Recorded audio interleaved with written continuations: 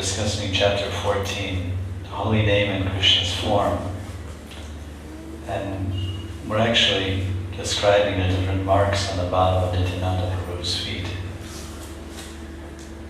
And our suggestion was given that in order the meditation technique here is that we chant the holy name and our mind is going here and there, and we try to think of the feet of the Lord.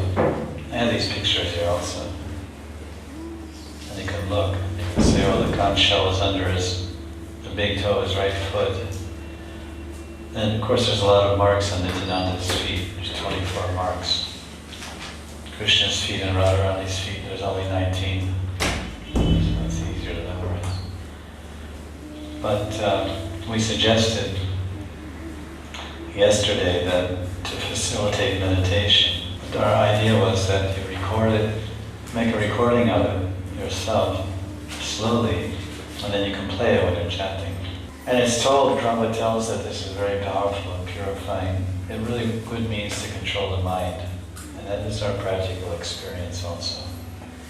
That sometimes if our mind is not happily accepting the holy name, then while we're chanting, we close our eyes and we think of Krishna's feet, the color of the toenails, the blue on the top and the red on the bottom of his toenails.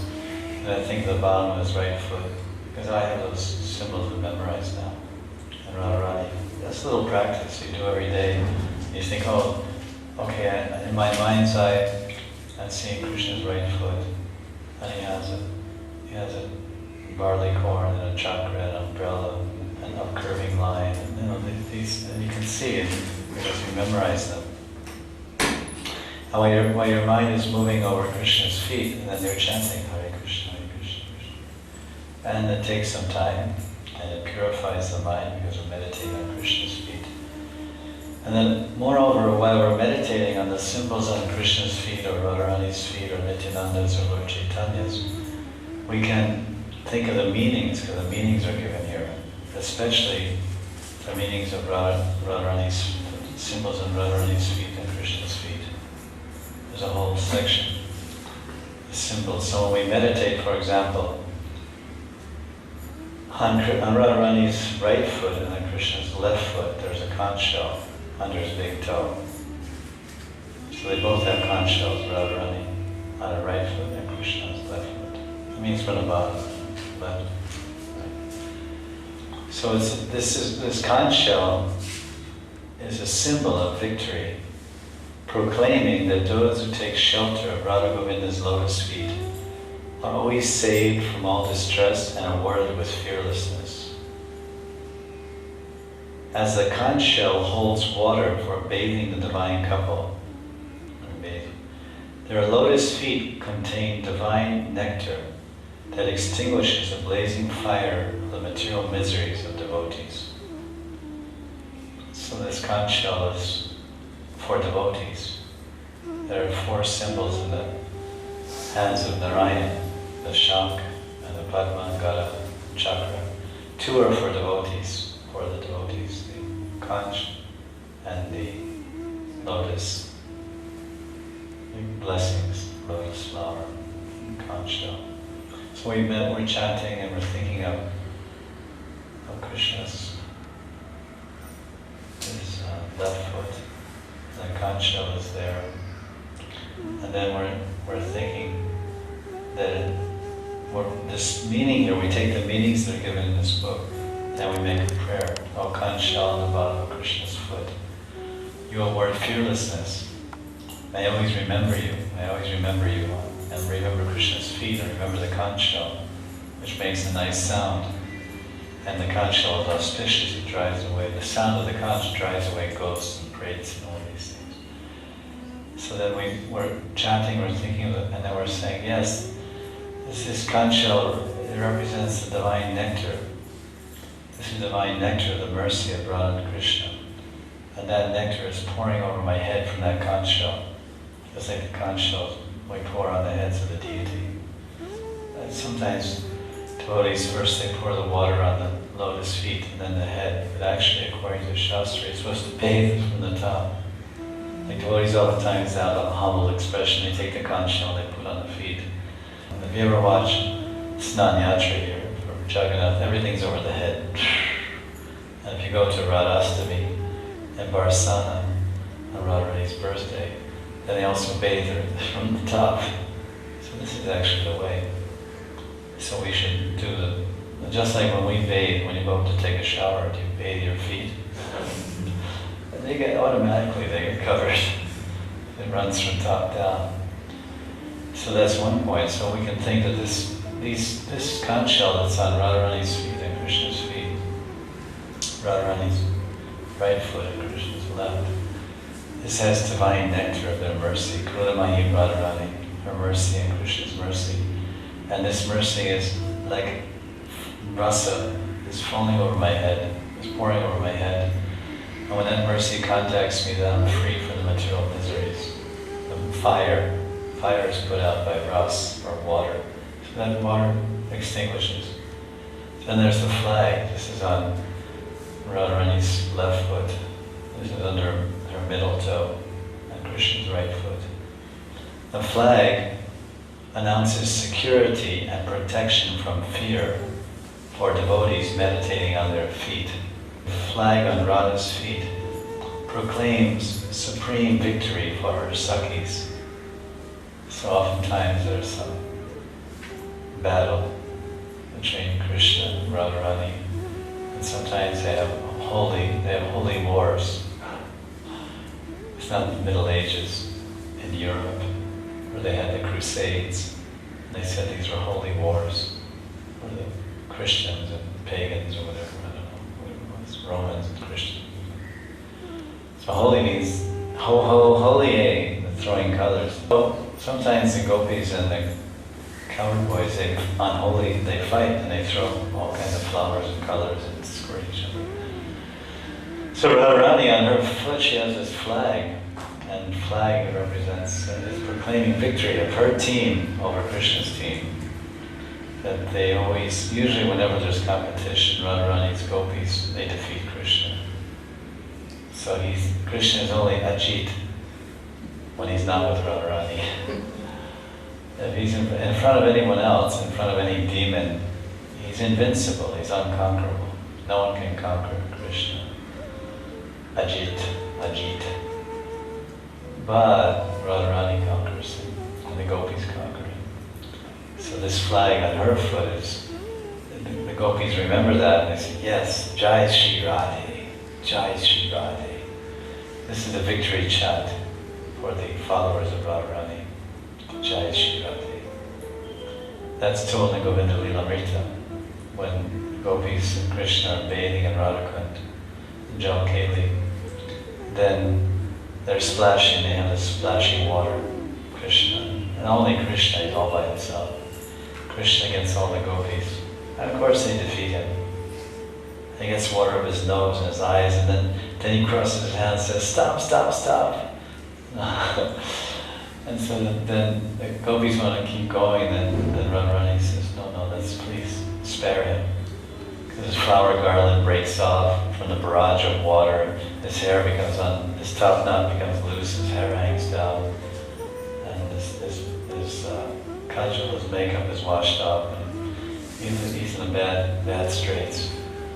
And you say, like we say in the West, if someone's wrestling with someone, and they pin you, the superior, your opponent, if you want to stop the fight, you have to say, uncle. Like, I don't know what that means. You just say, mama, or something.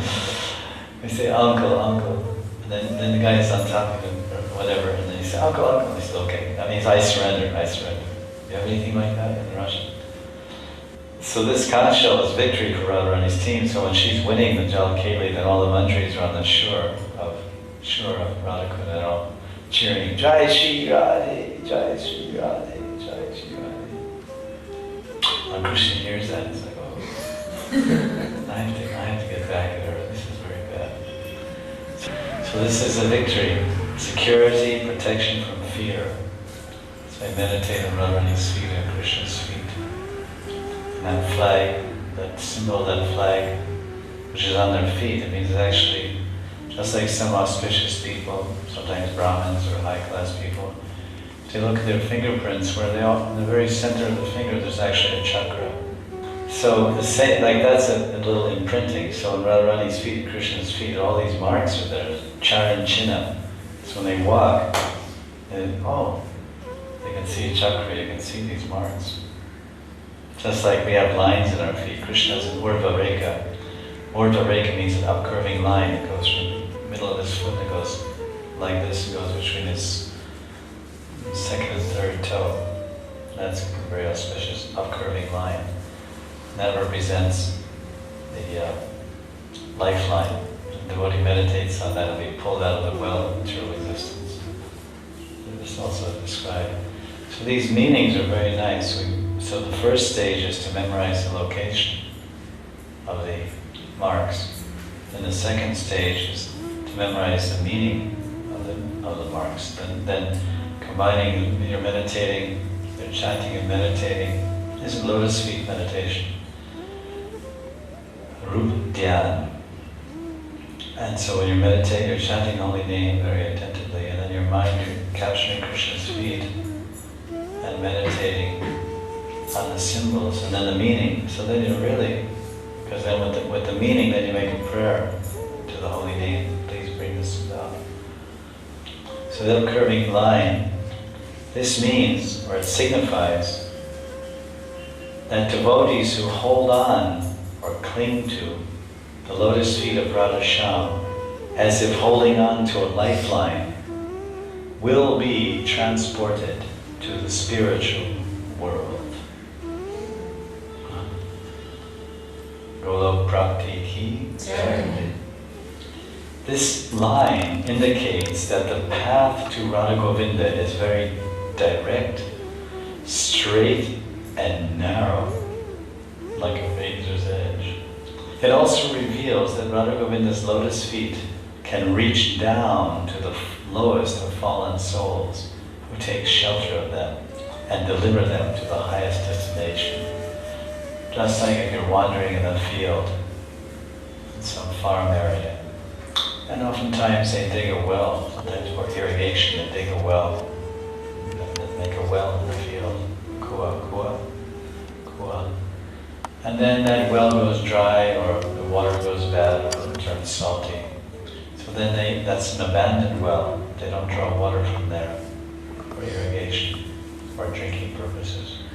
And then maybe that field lies fallow for some time. It means no crops are growing fallow. And then weeds grow around the top of that, and it gets kind of covered over. And so you're out there playing with your brother. You're running through this field. You're running, playing tag or whatever. You're running through the grass. All of a sudden, boom! Ah! And you go down 50 feet in the well. In deep wells. And then you yell, help, help. No one can hear you. Because all the sound is trapped in the well, under the ground. You can actually practically be standing next to a well and not hear a person. Unless they go up like this. But even then, when you're deeper, or you're down in the well, deeper it is, when you yell up, it just ends up in the side of the well. It doesn't come out.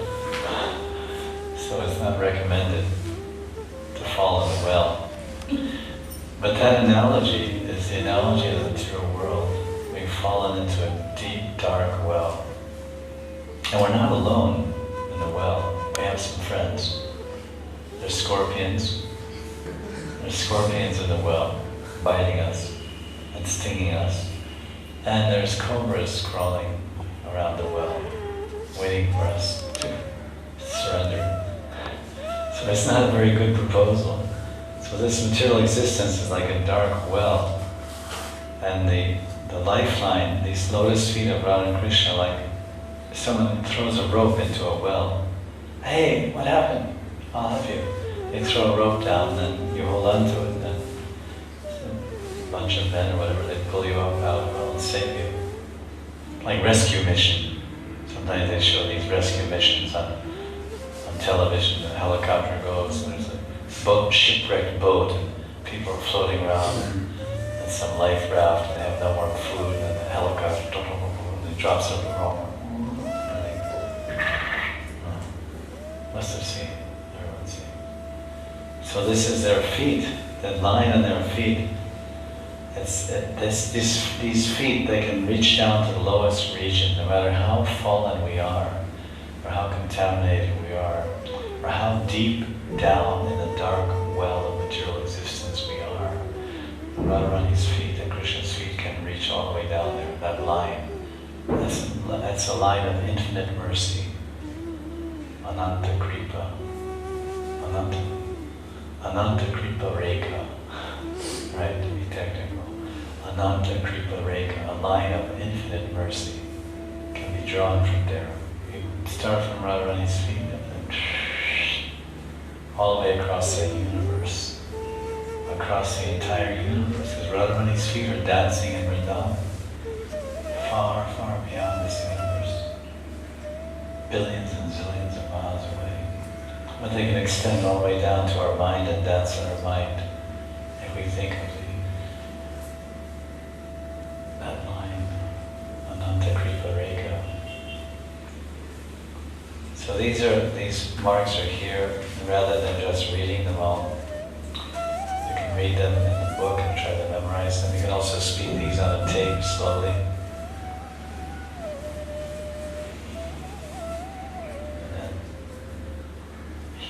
Hear a few times a tape and gradually remember it. And also there's some practical, it's reasonable and rational, the meanings of the lines, they make sense. In other words, the line, it's an upcurving line. The line goes from the bottom of their feet up to the top, to the middle of their feet to their toes, so it's considered upcurving. So this line is going up, and then these feet will take us up the spiritual world. So this is rational, and it's easy to remember. And the line is very thin and very narrow. So the path to Radha, the line is like a rasta, it's like a bhakti marg, the path of devotion. It's very thin, it's very narrow, and it's direct, but it's direct, it's straight. Adosha, Tatasana, Sangha, Vajra Kriya, Narta Nivriti, Nishta, Ruchi, and Sakti. It's a krama, systematic, it's a straight path. It's the most powerful path.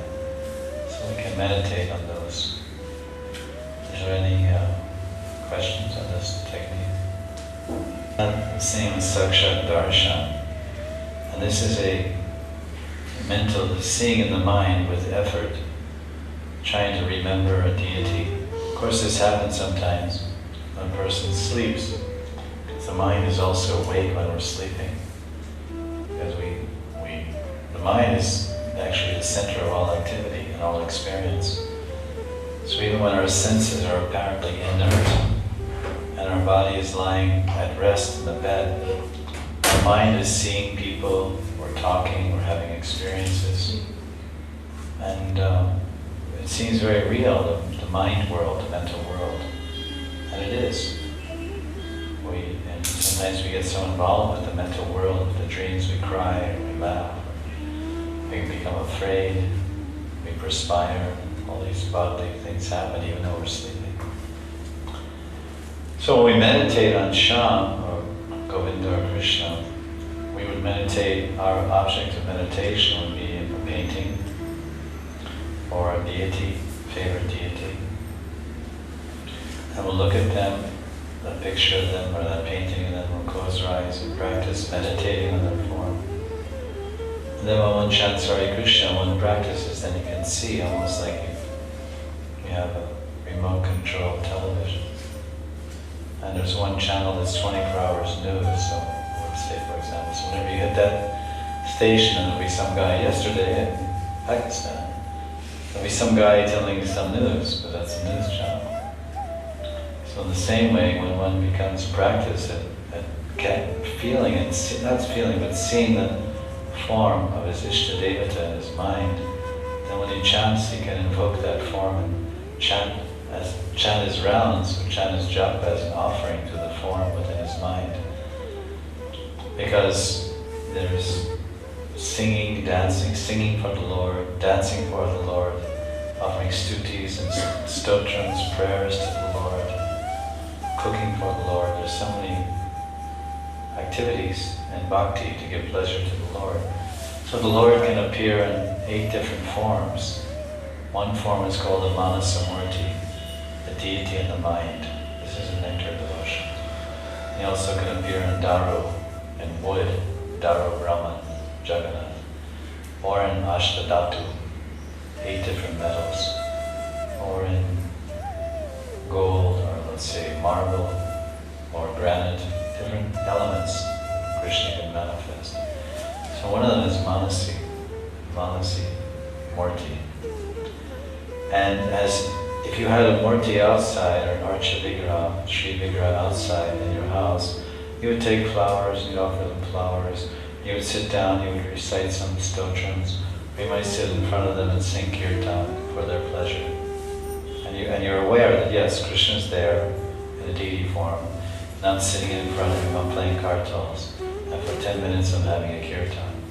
My guru asked me to have a kirtan every day in front of the Thakurji, 10 minutes, one following.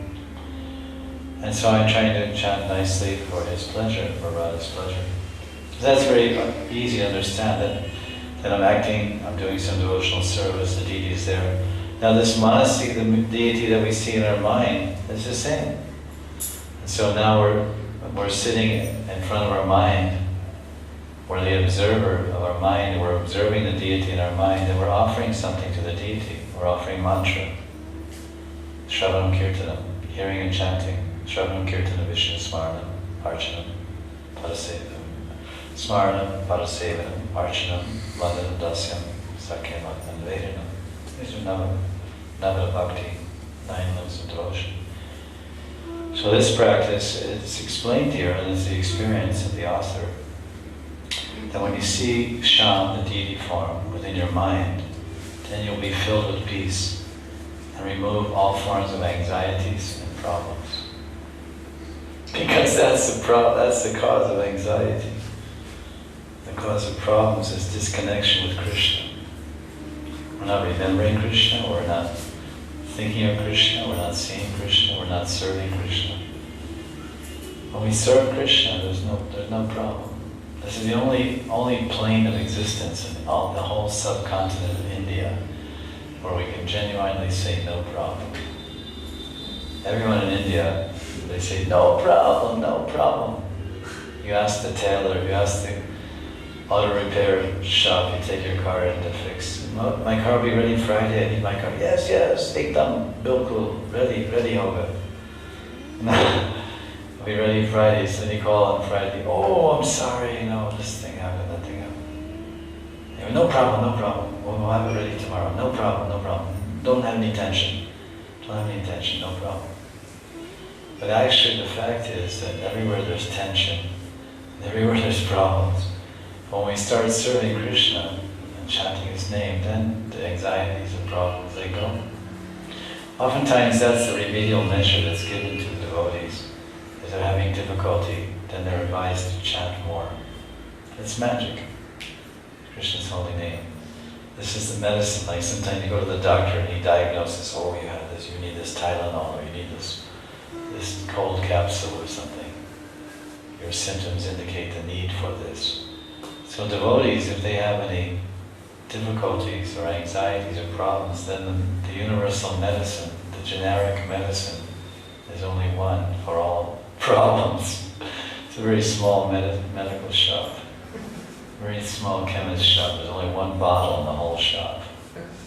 Excuse me, doctor, I have this problem, wife problem, husband problem, boss problem, money problem, health problem, so many problems. And so, yes, I have the medicine for you. Just take this one bottle, oh, what's this bottle? See, look. This is a bottle of Hare Kṛṣna Maha Mantra. Yes, it's very effective.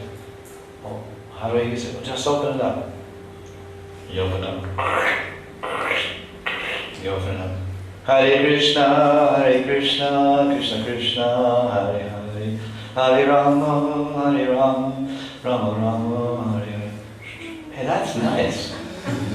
That's really, doctor, you're giving me very nice medicine.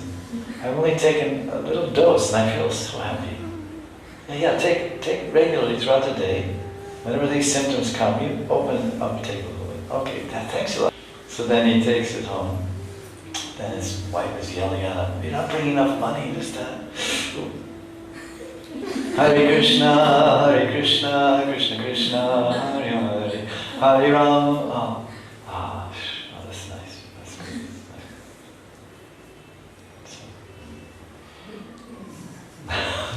So this is the devotee's life. He removes all forms of anxieties and problems.